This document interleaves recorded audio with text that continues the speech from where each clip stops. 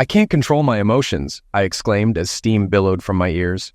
Across the bar, my friend Shelley flashed a simple grin, casually wiping down glasses and tending to the bar with the skill of a seasoned bartender. This was Shelley's bar, named after her late husband, a clever nod to his legacy of helping patrons claim they frequented Jim's. It was a cozy spot, a joint Shelley and Jim had fought tooth and nail to keep afloat. Jim's relentless toil eventually led him to an early grave, leaving Shelley to use his life insurance to settle debts and honor his memory by keeping the bar alive. "All right, Barb," Shelley chimed, topping off my wine glass. "Let me get this straight. You're not upset that Dean, your husband, cheated? It's about who he cheated with?" I took a sip, contemplating her question. "Blaming me, Shelley? Have you seen her?" The woman in question, Marge, was a sight, overweight, chain-smoking, and vocally brash. She held down a middle management job in some bureaucratic abyss, churning out documents for yet another pointless government agency. Shelley set a few more glasses on the bar counter. "Barb, you realize that Marge and Dean's fling happened before you even met Dean, right?" Glancing around the nearly empty bar, save for a couple of guys shooting pool in the back, I shook my head. "Who cares, Shelley? I'm dead serious. Look at me." Rising from the bar stool, I spun around, showcasing my yoga-toned physique before settling back down. "And compare this body to, well, hers," I grimaced, conjuring an image of Marge in my mind. "It's just not right." Shelley draped the towel over her shoulder. "Your husband Dean made a commitment by marrying you. I don't get why this is bothering you. What if he wasn't the one who ended it?" Learning that Marge and Dean had been an item for over a year, I grimaced. "What if Marge dumped Dean? That means I signed up for a guy who wasn't even good enough for Marge."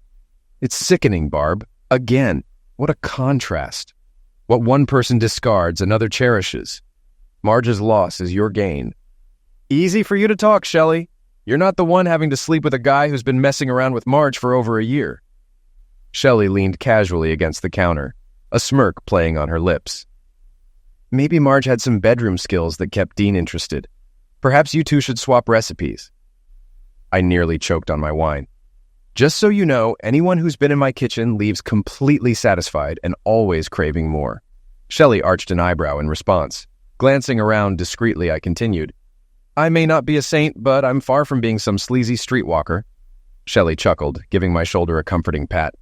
"Physical engaging is only scandalous when done right." I could feel my face flushing as I replied, "Shelley, please, this is serious. I'm not okay with this." Shelley shook her head. "Physical engaging takes the least time but causes the most problems." Ignoring her remark, I traced my finger along the rim of my glass. "It's just hard to envision a future with Dean when his past with that Marge woman keeps haunting him." Shelley shook her head, fixing her gaze on me. "Barb, have you ever heard the saying, 'The past is behind you, learn from it. The future is ahead, prepare for it'?" Then a somber expression clouded her face. "Don't you adore Tom the cat? I adore that massive black feline. He's the largest cat I've ever laid eyes on, like a pint-sized panther." "Great," I retorted. "Dean and Tom have always been a pair. Maybe Tom can show Dean how to land a proper job. In the 5 years we've been married, Dean hasn't held down steady employment. He's never put his business education to use." Shelley regarded me with a puzzled expression. "You can't be serious. People from abroad ship their antique wooden pieces here for restoration." "Yeah, I get it, but it's uncomfortable at our office gatherings when Dean mentions he's into woodworking. I dislike the idea that he comes off as some rustic lumberjack. He could have climbed halfway up the corporate ladder by now if he wanted. Instead, Dean prefers tinkering in the garage." "Barb, I've seen Dean's garage. It's more like a professional workshop, better equipped than many woodworking shops." "That's my garage," I snapped. "Part of my grandfather's home, which he left me after my parents passed away." "But didn't Dean completely renovate all the wooden floors in the house?" "Yes, but... and all the moldings and doorways, too." "Yes, but what about the front porch steps and trim?" "Sure, but let's not forget about the fireplace," Shelley remarked, reaching under the counter and producing a magazine. She slid a glossy 2-page spread in front of me. "Barb, isn't that you?" On the elegant staircase Dean crafted from scratch, featured in National Home magazine. All right, Shelley, but I was the one dealing with all that dust, and now your house is on the county's historic register. If Dean had taken any of those job offers he had after school, we could have made a decent amount of money and hired someone else to do that kind of work. You don't know what it's like to rely solely on one income, mine. It's not a situation that leaves me thrilled." Shelley rolled her eyes. "I believe it was Groucho Marx who once said, What good is happiness if it can't be bought with money? I took another sip of my wine. Seriously, Shelley, Dean getting turned down by Marge and his meager income aren't exactly the keys to my happiness. What's the key? Do you really think having enough money unlocks happiness? Shelley shook her head. Seriously, Barb, my goodness, were you and your siblings blessed with intelligence? Do you understand how antique restoration generates income? Are you making payments on that new Lexus you got last year? Well, no, I stuttered. Dean paid for the car in full right after I picked it out. Shelley set the magazine aside. Having a lot of money doesn't make you special. More often than not, it just means you're fortunate. Swirling the wine in my glass, I couldn't help but remark, "It's easy for you to say. The last time I saw Dean in a suit was at my mom's funeral. The guy practically lives in faded jeans." Shelley stretched, placing the glasses on the top shelf. "It was folks in jeans who built this country. It's the fools in suits who are tearing it down." Just then, Dean slid into the seat next to me. "So, what are my two lovely ladies discussing?" Shelley turned to Dean. "Tell me, son, how much did your little lumber business bring in last year?" A look of surprise flashed across Dean's face. "You mean the income statement?" He chuckled. "A gentleman never discusses money or his women." Shelley shifted her attention from me to Dean. "We were just discussing your wife's new Lexus. What about you? Have you replaced your old pickup truck yet?" Dean glanced at Shelley, surprised. "Why, it might be 15 years old, but aside from some rust, it runs perfectly fine." Trying to divert the conversation, I interjected, "Speaking of people you know, Marge is now leading the homeowners association next door." "That's nice," Dean replied, absent-mindedly picking up the menu. "Shelley, is my order ready?" Just then, one of the pool players signaled for another beer, holding up an empty bottle and gesturing 5 fingers. Shelley stepped away to attend to the order, leaving Dean and me alone. "Dean, did you catch what I mentioned?" Dean turned the page of the menu. "Of course, Barb. You mentioned that Marge is now heading the homeowners association. It shouldn't bother us. The house is in great shape. You're not concerned." Dean set the menu aside and glanced at me with a puzzled expression. "Huh? I don't care if the house is in great shape." "You idiot," I exclaimed, pushing the menu away. "I'm talking about Marge." Dean looked genuinely embarrassed. "So what about Marge?" "God, you men can be so dense," I sighed. "You and her." "Me and her what?" Dean inquired. "You two have met before?" I used my fingers to gesture quotation marks around the word met. Dean shook his head. "Yeah, Marge and I dated before I met you. So what? Before me, you were dating the quarterback, Mr. All-American High School. That reminds me. Could you call him tomorrow and check on our car insurance? I want to extend the coverage on your Lexus." "There's a difference, Dean. The Mr. All-American High School, as you called him, now sells us insurance, is married, has 2 children, and a picket fence that you helped him install," I explained. A smile spread across Dean's face. "Ah, I see. You want 2 children. That's great, Barb. You know I've been eager for us to start a family. Don't worry about your job. I've got orders lined up for the next 2 years.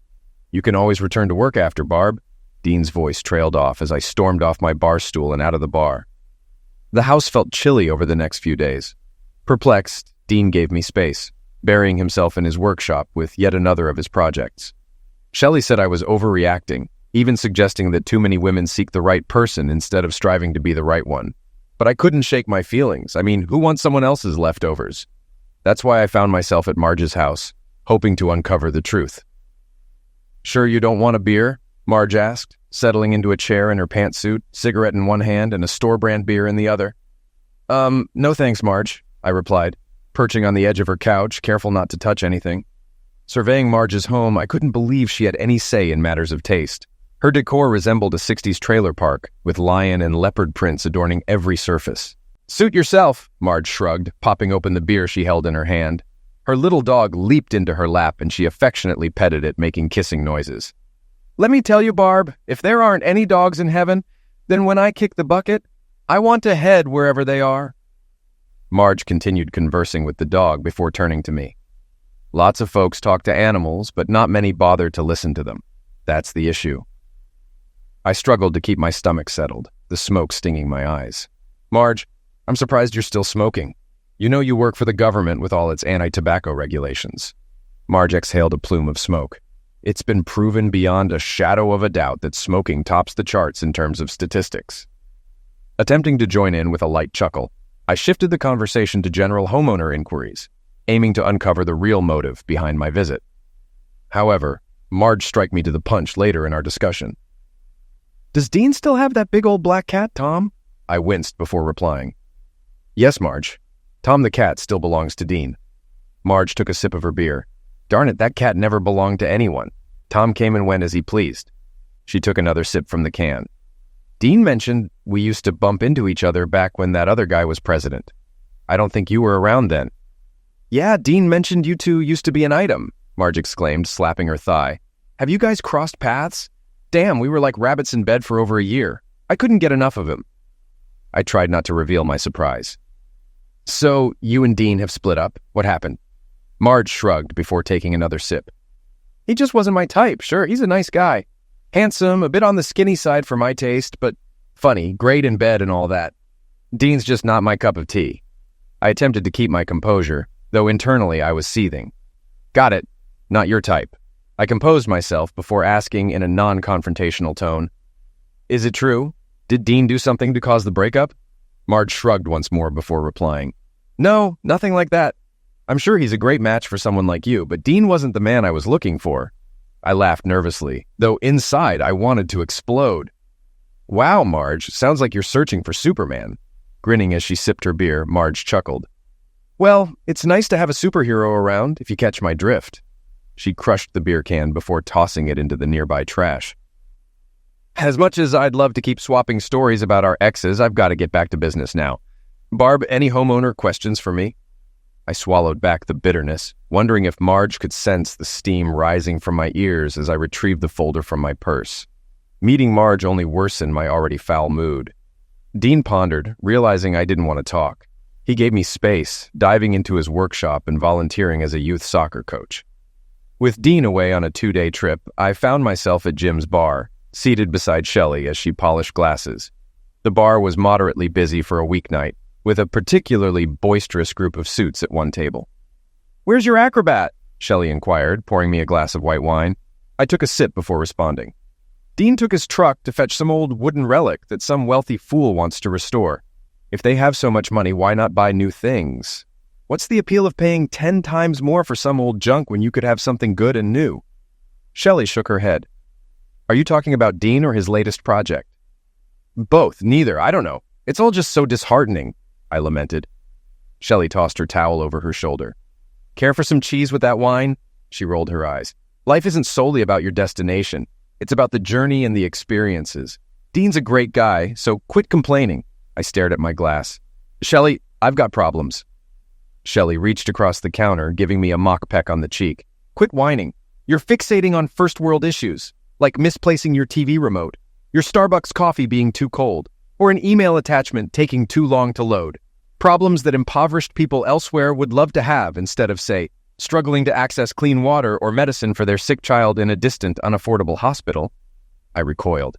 "Just because my issues aren't as grave as others doesn't mean I'm problem-free." "Yes, that's true," Shelley replied, her voice tinged with frustration. "You hit the jackpot, Barb. Good job. Great health, loving husband. Need I say more? I'd give up everything I own just to spend 20 minutes with my late husband. You were born with a silver spoon. Stop thinking you're unhappy." Shelley's outburst stunned me, but she continued. "Listen, Barb, you can't be the bride at every wedding, the corpse at every funeral, and the baby at every baptism." Feeling insulted, I was about to retort when the bar doors swung open and a group of sweaty men in baseball uniforms flooded in. Shelley's mood instantly lifted. "It's going to be a lively night. It's the Gay Men's Softball League." I grimaced. "You let guys like that in here?" She gave me a pointed look. "Seriously, Barb, if by guys like that, you mean men with disposable income who spend generously on drinks and cause no trouble, then yes, not only do I welcome these guys, I actively seek them out and welcome them. This is a bar, after all." Before I could respond, a towering black man approached the counter. He was the largest person I'd ever seen, standing over 6 feet 10 inches tall and weighing around 250 pounds. The buttons on his broad chest strained against his uniform, emblazoned with the team name Master Batters. Shelley must have been acquainted with this towering man, as she didn't protest when he reached over the counter and effortlessly lifted her up, much like a child lifting a Barbie doll. "Set me down, Leroy," Shelley squealed as the giant gently placed her back on the ground. No problem, Shelley, Leroy responded in his deep baritone.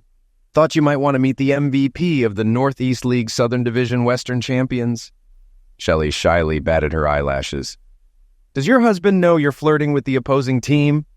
Leroy burst into laughter. I wasn't always gay, just got sucked into it.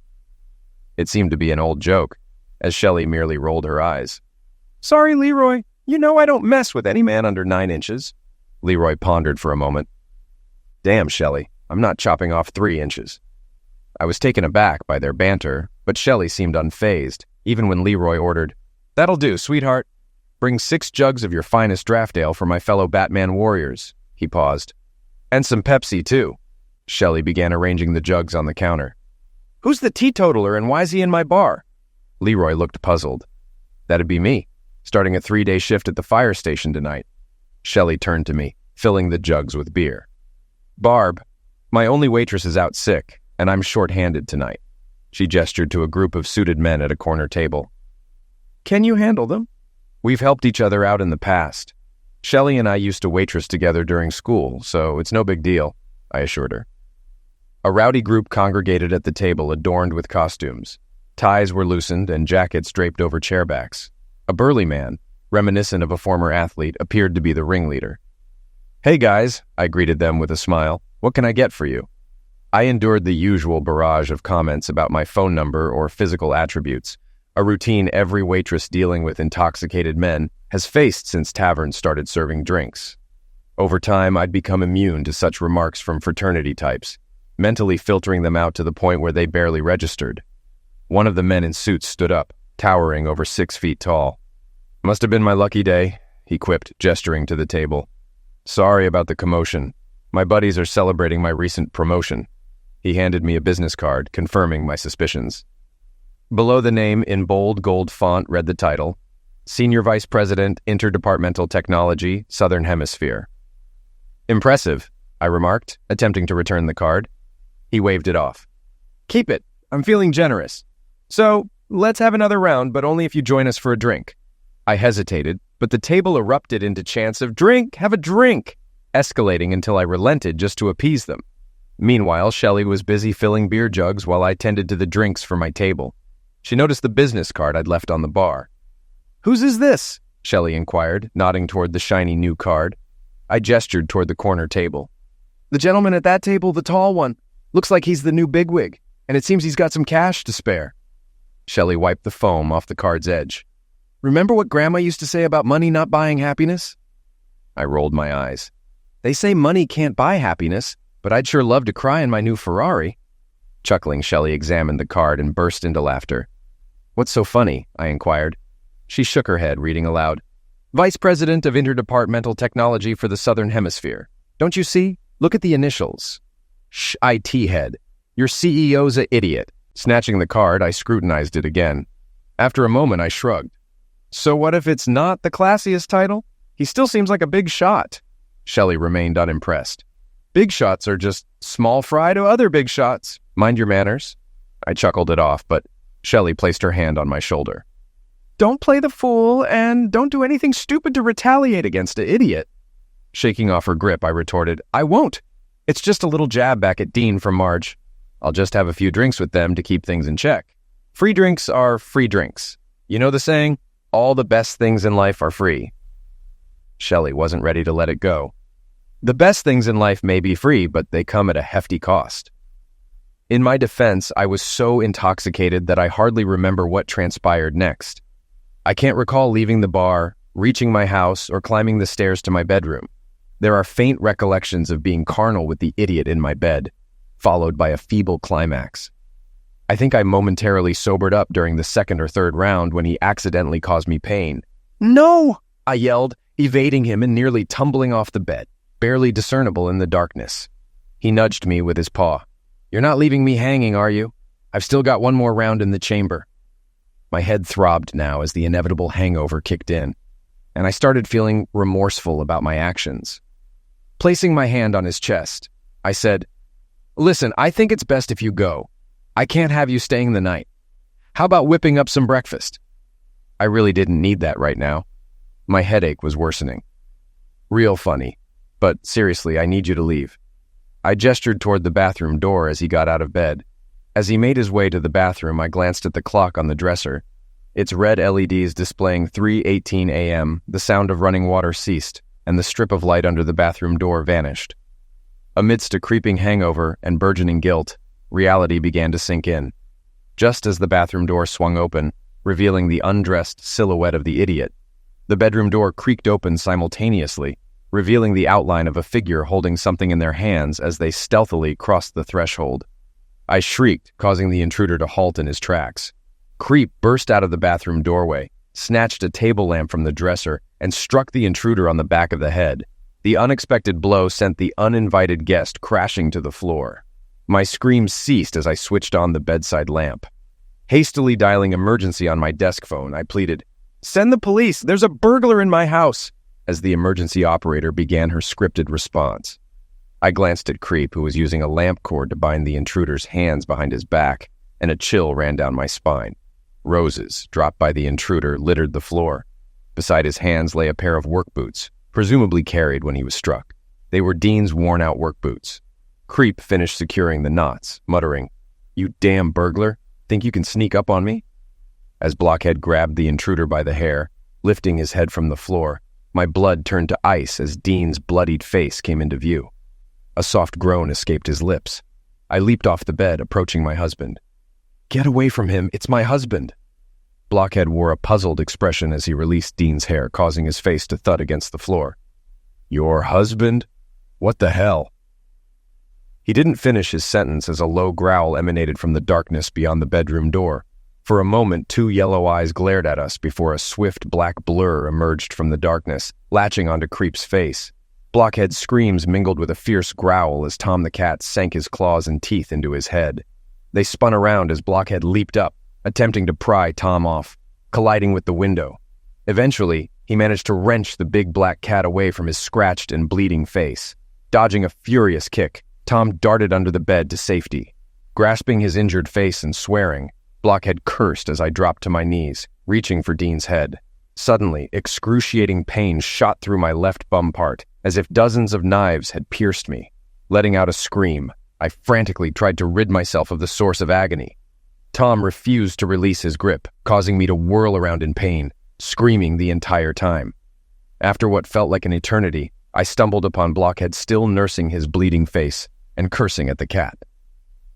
Finally freeing myself from Tom's grasp, he retreated back under the bed, paying no heed to the blood running down my leg. I hopped around, attempting to return to Dean, but inadvertently stepped on Creep's foot.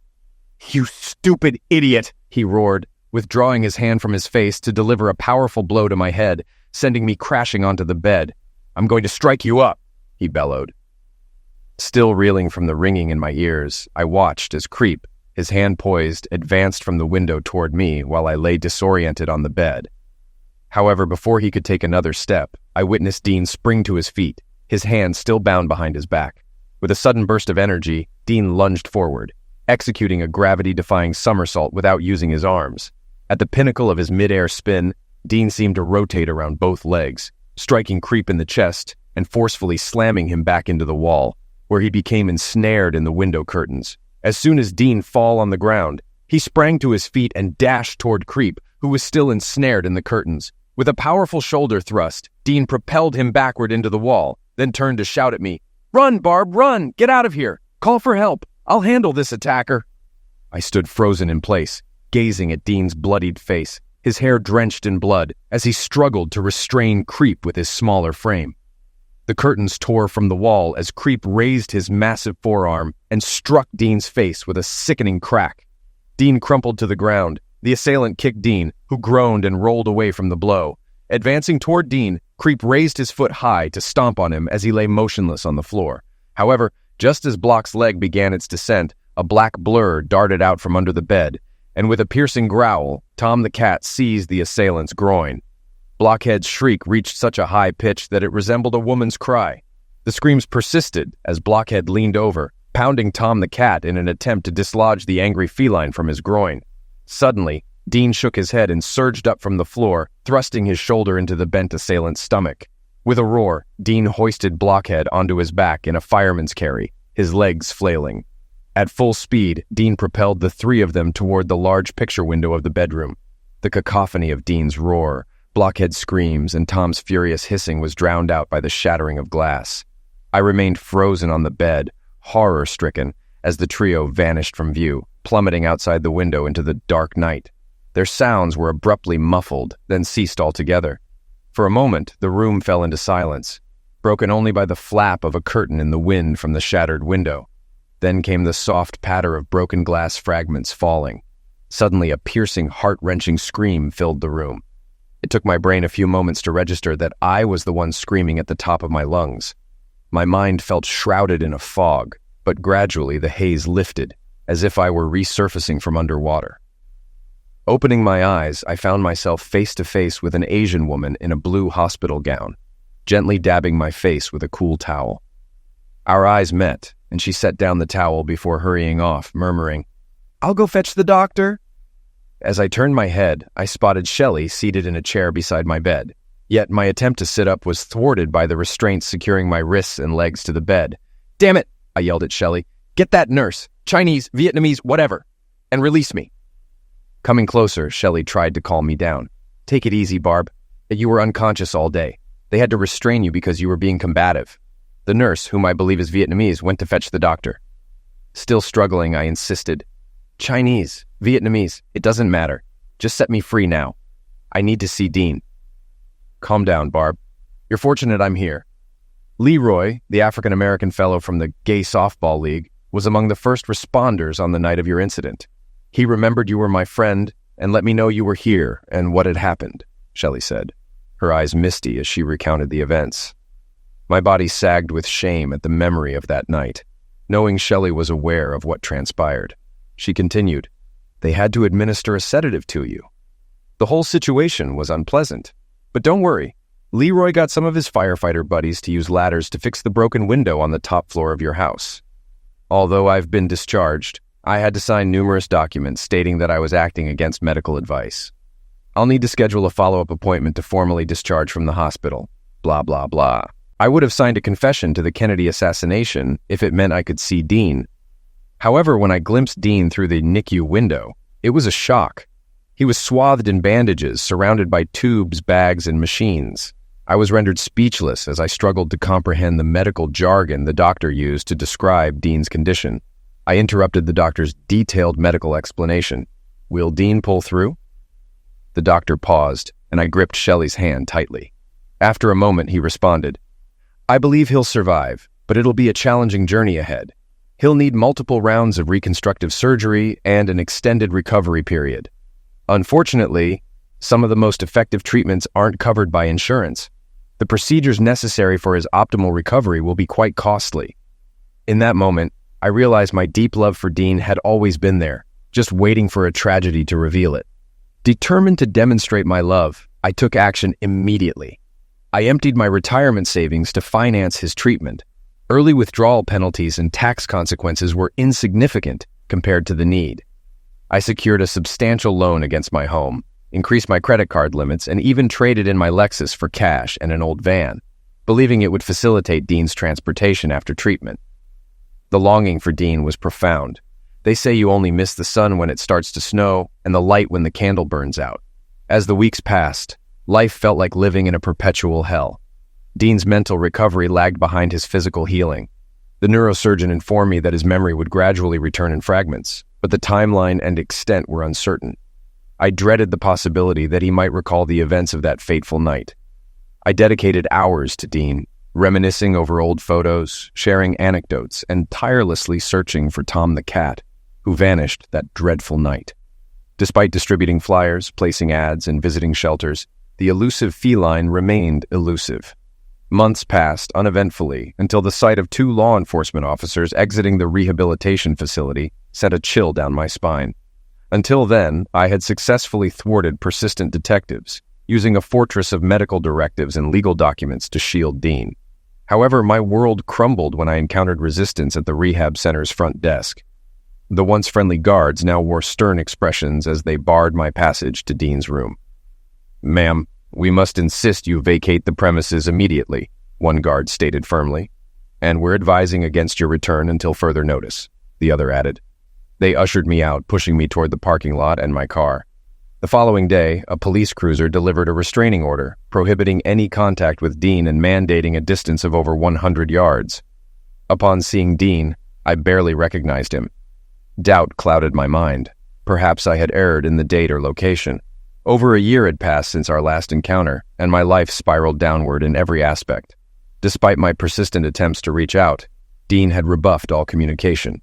Yet determined to make our reunion inevitable, I followed the unfamiliar path to the rear of the grand estate.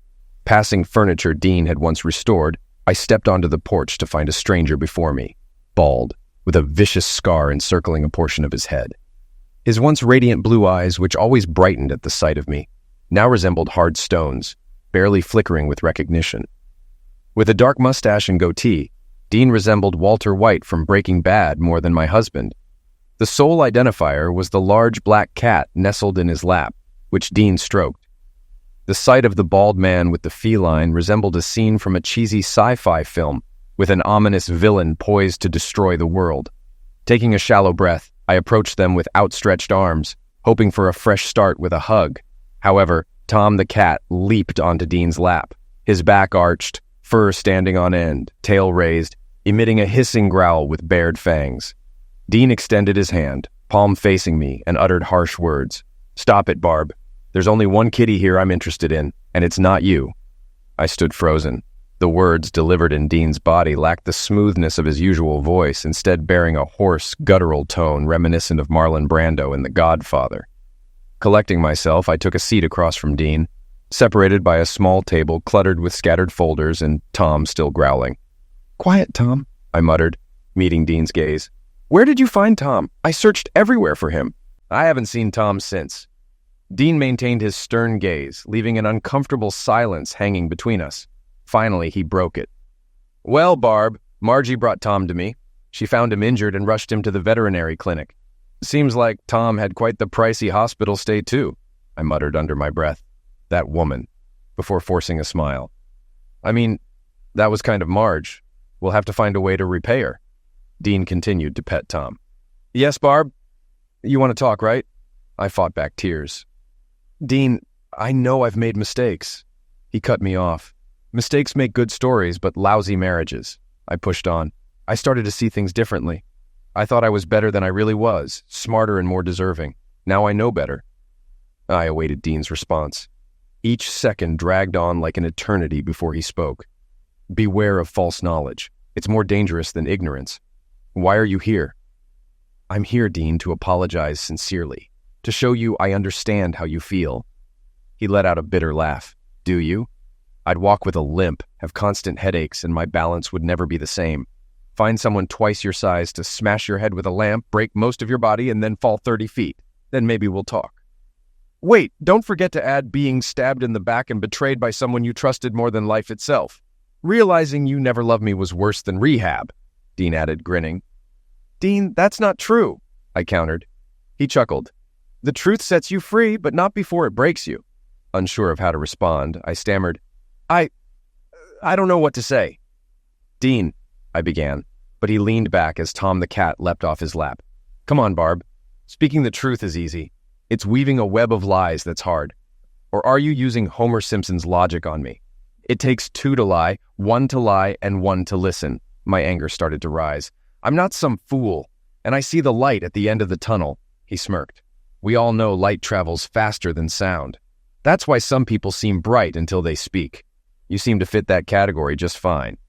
Trying to stay calm, I said, "Did you really have to target Shelley after you filed complaints with the state council? They revoked her liquor license. She lost the bar." Dean intertwined his fingers. "Yes, it seems the Drinks Commission takes its rules seriously. They don't allow bar owners to have non-employees serve drinks. Shelley sent you to that table where you got drunk. I see no reason why Shelley shouldn't face the consequences." "It wasn't her fault, Dean. The bar was busy that night. Shelley was too overwhelmed to monitor my actions." He glared at me. "Shelley wasn't the only one busy that night, were you, Barb?" I was nearly in tears. "Shelley was my oldest friend. Now she won't even speak to me. And she was also your friend." I dried my tears. "Your injury, it changed you, and it's my fault. You've always been such a decent guy, Dean." Why did you feel the need to burn, Shelley? Dean leaned in. Burn, Shelley. Right now I guess I'm just ashes because you know what they say about where nice guys finish. Good guys finish last. Don't mistake kindness for weakness again. He leaned back. So, Barb, if you can't hang with the cool crowd, step off your broomstick. It was a nightmare. You couldn't just take it out on me, could you, Dean? Hasn't there been enough pain and suffering? The DA didn't file charges, calling it a group riot. He gestured to a folder with the state seal. Lies written in ink can't conceal facts written in blood. Blood? Is that what you want, Dean? My blood. We lost Creep's lawsuit because your testimony supported his case. Dean stared. I think that guy who'll never walk again and will live with a colostomy bag deserves better than memories of you. Barb, Dean said, looking at me. Some people are only alive because it's illegal to shoot them. I brushed it off. I'm losing my house. They're garnishing my wages. Our accounts are frozen. We're broke. Dean seemed unsurprised. Yeah, you're broke. It was a statement. He motioned around. I'm just a poor planner trading my work for basic needs. This meeting wasn't going as I hoped. I sighed. I can say sorry a million times, but it seems you're not ready to hear it. Let's just keep talking and deal with things as they come. Dean reached for a document from the pile on the table and tossed it over to me. These are divorce papers. Sometimes you have to cut ties to prevent the crazies from trailing you. Over the next 16 months, my life felt like a never-ending cycle. Job loss due to performance woes consumed me, with drinking becoming my main pastime, leaving little room for work. Going to work felt futile as most of my paycheck went to Blockhead, who spent endless hours fending off creditors until payday. Amidst the chaos, there were glimmers of hope, like job insurance covering treatment for an STD contracted during one of my drunken blackouts. Today marked the lowest point. Outside my former home, I waited for the bank representative to finalize foreclosure, promised $500 for house upkeep, along with whatever remained from selling or pawning belongings from my worn-out minivan, would have to suffice. With 4 nearly bald tires, I set off to my new job, where my elderly aunt ran a tavern near mining towns up north. It wasn't a dream job, but it offered affordable housing amidst the hillbillies in the village. In the depths of my despair, guess who approaches? The woman who triggered this whole debacle, Marge. She strolls with her dog nipping at her ankle, cigarette dangling from her lips. I secretly hoped she'd veer across the street, but no such luck as she strides right up to me. Heading for bail? Marge queries, exhaling smoke. Yeah, Marge, going to help an aunt up north. You know the saying, when one door closes, another opens. Barb, when that door closes, grab a hammer and nails. Seal it shut, Marge advises sternly. I apologize, I reply, observing her dog relieve itself on my minivan tire. Marge takes another drag. You're like some twisted Rapunzel turning gold into straw. You're the only one who's turned Dean, one of the nicest guys around, into a complete idiot. I beg to differ, Marge, I countered. Why does it matter to you? You let him go. How does this concern you? Marge lit another cigarette from the behind of the one she was smoking. You must be the most clueless woman alive. I released Dean because he was too decent to leave me himself. I knew he deserved better. We only connected through a drunken encounter. I'm not as naive as you. I understood Dean was sticking around to spare me from looking like a total floozy. I wasn't inclined to argue with Marge. Look, if I could turn back time and change things, I would. Marge leaned over to stroke her dog. No, you'd probably get injured from time travel, like through sheer idiocy. I gestured to the crucifix hanging from Marge's neck. I thought you were a Christian. What happened to loving your neighbor? Jesus may love you, but that doesn't change the fact that you're promiscuous, she retorted. I waved as Marge and her dog departed.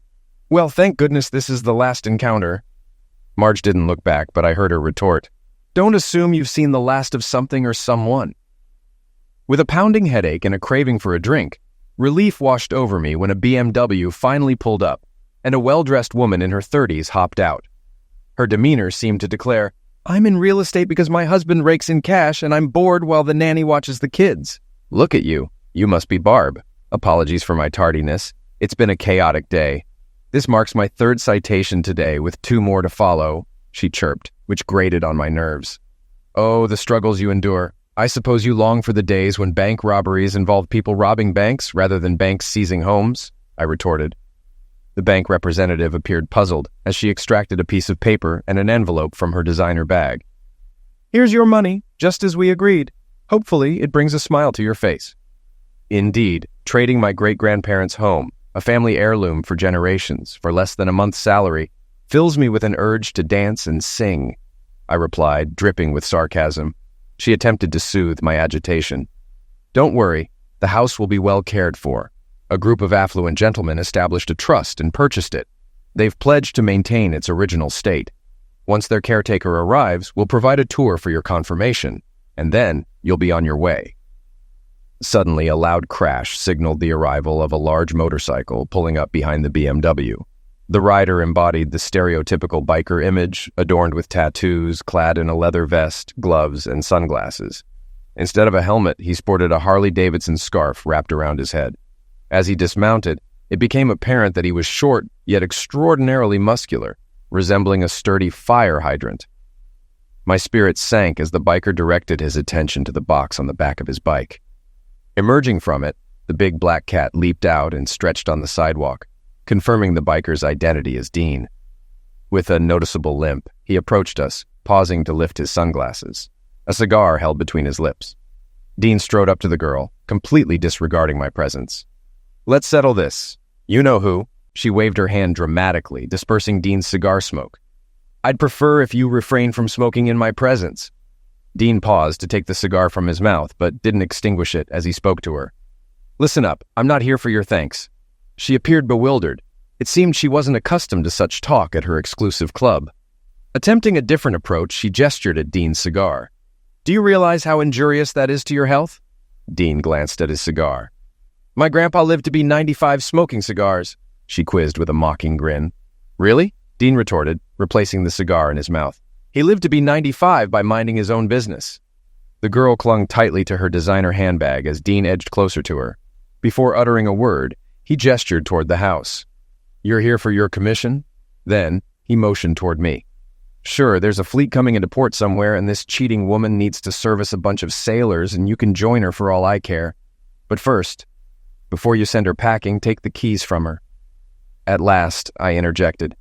"Dean, I'd appreciate it if you didn't insult me." Dean's stern gaze shifted to me. "Oh, did I hurt your feelings by calling you a stupid woman? My bad, I thought you were already aware." The girl seemed to realize our connection and attempted to diffuse the tension with a forced laugh. "Well, you know, everything happens for a reason." Dean maintained his gaze on me as he spoke. "Barb, your reason is that you're foolish and make foolish choices. But look at it this way. Jellyfish don't have brains, and they've been around for 150 million years, so there's hope." I wished I could disappear. "Let's just finish this so I can collect my money and leave. Then you can find happiness." Dean gestured with his cigar toward me. "Yes, your presence fills me with delight, so much so that I'd rather restrain myself from clapping my hands in joy." He addressed the bank representative. "Hand that envelope to the woman before she starts flagging down cars on the highway and soliciting. I'm willing to bet the only room in the house she damaged was the bedroom from excessive use." His counterpart appeared uneasy, but Dean seized the envelope from her and thrust it into my hand. I noted it was packed with $100 bills. "I understand you're not accustomed to getting paid unless you're lying down, but don't fret. You'll be back in that position soon." I fought the urge to throw the money at him, opting for practicality over wounded pride. Turning on my heel, I marched to my worn-out car and drove off, wiping away tears that blurred my view of Dean holding Tom the cat in his arms in front of what used to be my home, reflected in the cracked rearview mirror. It brought to mind another old saying, one from Shelley's grandmother. "If you ever want to feel wealthy, count all the things you possess that money can't purchase.